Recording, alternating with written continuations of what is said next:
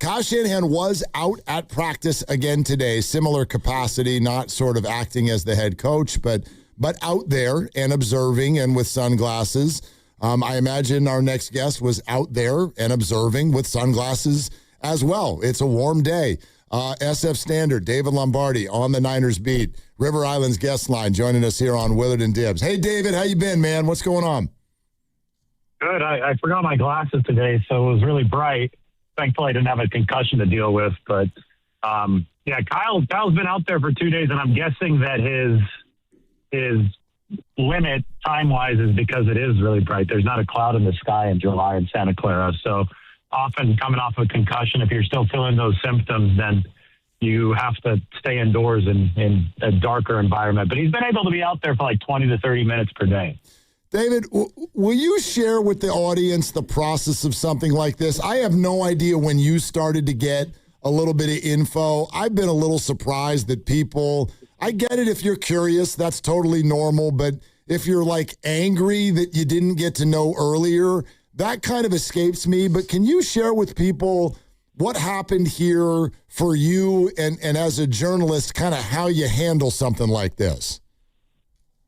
Well, a few days before the announcement, I started to gather that there might be something pertaining to Kyle Shanahan that might limit his availability for the start of training camp, but there was never anything that I was able to glean that was confirmed. So there was nothing to report. You know, you don't just take every single rumor or slight piece of information. I think Tim Kawakami said that he had 15% of the story. You don't take 15% of a story and put it out there if you're a responsible reporter. Now, I know that in this age of clickbait, people will take 15% and fill in the remaining 85% and put out basically a fake report, and they don't care if it's accurate. They just care that they were first. So maybe that standard or that lowering of standards has created a lowering of expectation for some people. But the truth of the matter in this instance is that Kyle Shanahan nearly lost his eye. Like Chris Sims, his best friend, went on the podcast today and said that Shanahan was very close to losing his eye. And this was a traumatizing situation for both Kyle and for his family. The police have come out and said that there was no criminal activity here. Alcohol or drugs were not involved, which, you know, you put all those things together, that makes this a private matter. And nobody has to disclose it until it becomes something that affects the professional football team. And the 49ers did disclose it the day before training camp started. So I don't think anybody missed anything here. I don't think that anything was put on public record because, again, there was no criminal investigation. Alcohol or drugs were not involved. And I think that, you know, any reasonable, normal person would recognize that Kyle Shanahan is a human being. He's got a family, and that this was a traumatic event, and no one is entitled to information sooner than it naturally became available in this case. No one's entitled to it, David, and you went to Stanford, and based on where I think that this happened, it happened right by Stanford University. Are you surprised that, considering it happened at 6 o'clock in the evening, are you surprised that there aren't other details or eyewitnesses who would have said initially, within the first 11 days, what had happened and who was involved? Yeah, I think that is mildly surprising, right? But it could have just been luck of circumstance that nobody recognized Kyle Shanahan. Not everybody in the Bay Area is a football fan, especially in Palo Alto. That area, the Stanford football team, they had some great teams when I was there that struggled to sell off, and inventing new prime numbers and doing much more important stuff than playing football, right? They were working on cures for cancer and stuff in that Stanford area. I don't know what the situation was. I saw that the accident happened in Palo Alto. If there had been somebody who recognized that Kyle Shanahan was in an accident and had taken it to social media, obviously the world would have known much sooner. But that didn't happen. And instead, the world found out, 11 or 12 days after, and guess what? Nobody's life changed on the outside. And I would say that this was good for Kyle Shanahan and his family because they had to deal with that trauma. They're probably still dealing with that trauma. The last thing that I think they wanted was that and all this rampant speculation to get out in the media, just knowing how, how irresponsible social media can be. And I think we also need to think about the other person in this accident. And that's nobody is talking about, but nobody goes out, wants to get into a car accident. And it's going to be, based on the details that we've heard, probably traumatizing for both parties. So I just find this demand from people on social media, this entitlement, we needed to know this right away, to be completely unempathetic, because this is not just a public figure and Kyle Shanahan involved, again, in a non-criminal event. This didn't have anything to do with drugs or alcohol. This was an accident. But there's also another party who's a private citizen involved. So why is the public entitled to know their business right away? I think it's all well said. David Lombardi, SF Standard, with us here. Willard and Dibs, 95.7 The Game. We absolutely want to talk some football with you.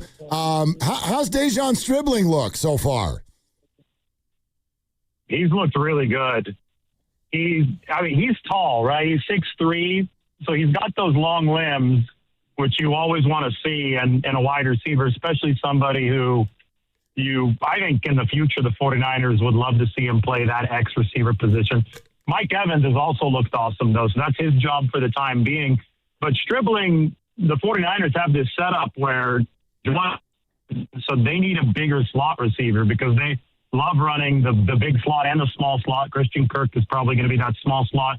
But Stribling can play that big slot. But the way I see the way he runs routes, the length, I saw the physicality on tape in college. He can block.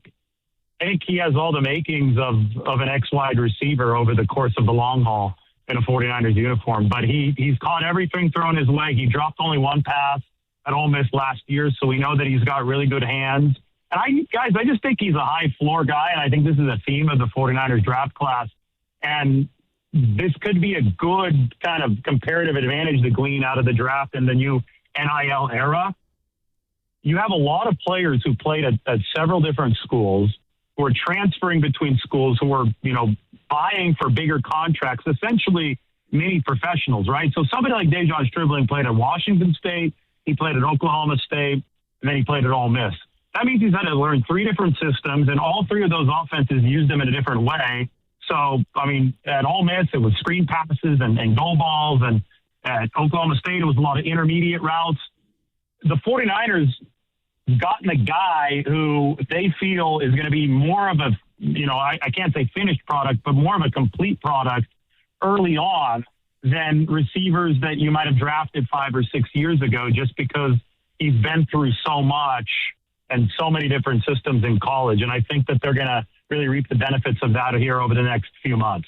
Do you think that they're going to change the scheme a little bit this year and go to more 11 personnel, 3 wide receivers? It seems to me with with George Kittle going to be trying to work his way into the season and the wide receiver room they have, do you think that that's going to be a shift that Kyle makes? Well, they didn't have the receiver health necessary to do that a lot over the past 2 seasons. And in 2023, when they had that loaded offense, it was a different type of receiver room. Deebo Samuel was one of the headliners, and he definitely wasn't a prototypical wide receiver. He's a great player. He's Deebo Samuel, but just wasn't what you would normally think of in terms of a standard separator at the Z receiver position. So now that they've restocked that room and they've invested so much in it over the offseason, I could definitely see that happening. And that's irrespective of George Kittle's availability. I think that you've got Mike Evans. He plays the X, split end, prototypical body there, a future Hall of Famer. It doesn't get any better schematically than Mike Evans at the X position. Ricky Pearsall is a pure Z flanker receiver who's going to really benefit from coming in motion. Just a smooth route runner. And then we go to the big slot position with De'Zhaun Stribling. You could pair that with a single tight end set with George Kittle, and you got really, really good blockers out there, right? You've got Evans at the X, you've got Kittle at tight end, and you've got Stribling at the F at the big slot. Even though that's a very, very threatening pass formation, right, with three wide receivers and a tight end who can go on and catch the ball, that is also something that you could run out of with lethal efficiency. So that's what Kyle Shanahan is going to be going for. And I think that you're onto something. I think you're going to see a lot of these guys on the field at the same time. David, how do you handicap the running back race behind Christian McCaffrey between Jordan James and K'Lon Black? I think that Jordan James has been in the system for a year. That gives him the early leg up. So obviously Christian McCaffrey's at the top of the list there. Then it's who's going to be that running back too. And, then the question beyond that is, how often does the running back two see the field to give Christian McCaffrey a breather? And I think the limiting factor there in the past had been that they didn't really trust anyone nearly as much as Christian McCaffrey to run the right routes and to keep the pass game humming. So if both James and K'Lon Black can earn Shanahan's trust in that regard, I think that they'll be able to spell Christian McCaffrey more than the second running back has in the past. Now, Black has looked like he's got some juice. He really does. It's going to come down to him learning the route tree and establishing himself as a pass protector at the NFL level, because it's all about trust, right? You can't yank Christian McCaffrey off the field, have somebody come in and blow up a play, maybe even blow up the season, given how competitive this NFC West race is going to be. So you really have to trust who you're going to put there instead. That's why Jordan James currently has the leg up, and that's the ground that K'Lon Black is going to have to try to make up here over the course of training camp in the preseason. Impossible to really gauge defensive players when, you haven't padded up yet and you're not really getting after other teams, but just Nick Bosa in his movement, how does he look to you as he tries to come back from another ACL injury? So I stepped out on the field yesterday and I was absolutely floored because Bosa was right in front of me. And it does not look like he tore his ACL, especially does not look like he tore his third ACL in his football career. He was, I said this to myself, and I said this to somebody who was standing right next to me on the field. I thought that he looked in better shape than he did entering last season before the ACL. I said that before Trent Williams said the same exact thing after practice. So I think that many people who have been around Nick Bosa are thinking the same thing. He looks in phenomenal shape. And I don't know why I was surprised. I guess I figured, okay, well, if this is the third time that it's happened, it's going to take longer to recover. But I think that Nick Bosa has taken lessons from, I'm sure he's got a whole notebook, from his previous ACL tears. I'm sure he's taken and applied lessons of rehab and recovery. And the first really good news of 49ers training camp was that he wasn't on that PUP list. And to me, that was mildly surprising because normally they've played it safe in these situations. When I saw him the next day, I understood why he wasn't on the PUP list. And it's because he looks completely physically ready to go. David Lombardi, SF Standard. I think we're already starting to hear this defense is threatening to look a lot different under Raheem Morris. How would you sort of describe what you're seeing? I'll tell you what I noticed on the fifth play on the first day, and it was right in front of me. Christian McCaffrey split out into the flat on a pass pattern, and who was covering him? Romello Height was covering Christian McCaffrey in the flat. It didn't go well for Romello Height, but it doesn't usually go well for anybody trying to cover Christian McCaffrey. That's why he's been a cheat code for 10 years now. But it just gives you a little bit of a glimpse into some of these five-man fronts, which are based in a 3-4 concept, which means that edge rushers are going to be dropping back into coverage a little bit more often. People have raised concerns about Romello Height's weight or lack thereof. He's about 240, but that's very, very intentional. He's a defensive end who has 3-4 outside linebacker flex capability. He dropped into coverage at Texas Tech. He turned on the tape, and the third play, he's breaking up a pass at Texas Tech. Now, the reason that you do that is not to have Romello Height covering players like Christian McCaffrey on a regular basis. The reason that you do that is that you muddy up the vision for the opposing quarterback and for the opposing offensive lineman. So a five-man front is going to fit the run differently, and I think the 49ers' own run game has had a wrench thrown into it by five-man fronts, which have been adopted by most of the league at this point. But B, in terms of the pass game and rushing the quarterback, and we know the 49ers only had 20 sacks last year, which was the least in the league, you can really throw an offense into a blender if you start rushing less predictably. And I think that's the main point here. I think most of the time we're going to see Romello Height roaring around the edge. We've heard the D Ford comparisons. He's got tremendous burst. He's going to be opposite Nick Bosa. They'll be rushing with 4. I think most of the time we will see that, but I do think that the 49ers will have tricks in their repertoire to mix things up to make those standard 4-man rushes all the more effective, because offenses will just have to think about so much more now that Raheem Morris has incorporated it. How much does Osa Odighizuwa make all of that possible? In other words, his presence in the interior of the defensive line, how much does that help something like the things you're describing? Well, that's a great question, because I think it was the biggest weakness of this team last year. Obviously, when they lost Bosa, they went from, I thought, Super Bowl favorites. They beat Seattle on the road in week 1, and Bosa sealed the game. But the loss of Bosa last year turned the 49ers from Super Bowl favorites to a fringe, long-shot team. And they almost, pulled off a huge miracle. They still won 13 games. But that was crazy to me, because they lost the edge rush with Bosa. The thing about that team, though, last year is that even with Bosa, they were still suspect at best. And that's a nice word.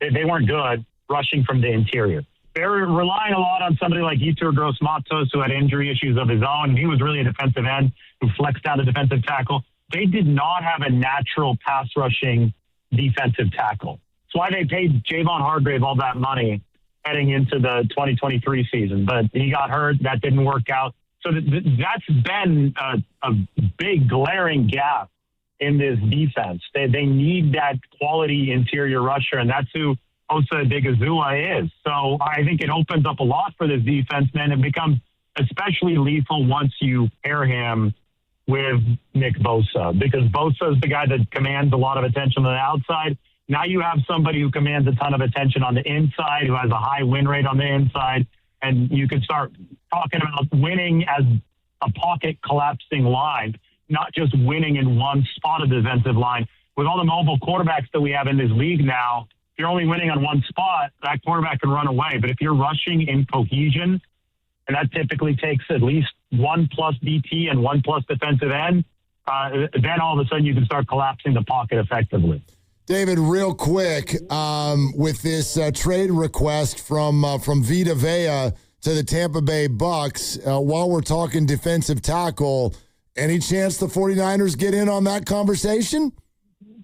Well, he's 30 years old, so I don't think that he would cost as much as he did a few years ago. That being said, he's a premium player, so it probably won't be cheap. Vita Vea went to high school in Milpitas, 6 miles from Levi Stadium. So I don't know if he grew up a 49ers fan, but I did see, I think Ted Nguyen, who writes for The Athletic, there's a source that says that Vita Vea wants to play in California or for the Raiders. And so he wants to be close to family, I think, is the translation there. Well, you can't be any closer to family than 6 miles from where you grew up. I think he's the biggest dude in the NFL, right? He weighs 350 plus. Vita Vea is special because normally guys who are 350 plus are just fire hydrants who take up blockers and are good run defenders, but he can also rush the passer. So he is a unicorn in that regard. So, if I'm an executive in the league, I'm happy to get into a bidding war for this guy because he is such a unique talent, even if he is 30 years old. And if a lot of executives are thinking that way, then it's probably going to be really hard to get him. But I also think it wouldn't be very smart of Tampa Bay to not figure out a way to re-sign him because he's been durable as well over the course of his career. But hey, you can always dream if you're the 49ers, right? I think you'd pair really nicely there as a big DT next to Osa Odighizuwa, who's a smaller defensive tackle. He's like 290. Vita Vea is like 360. So got extra 60 or 70 pounds with this guy. He's massive.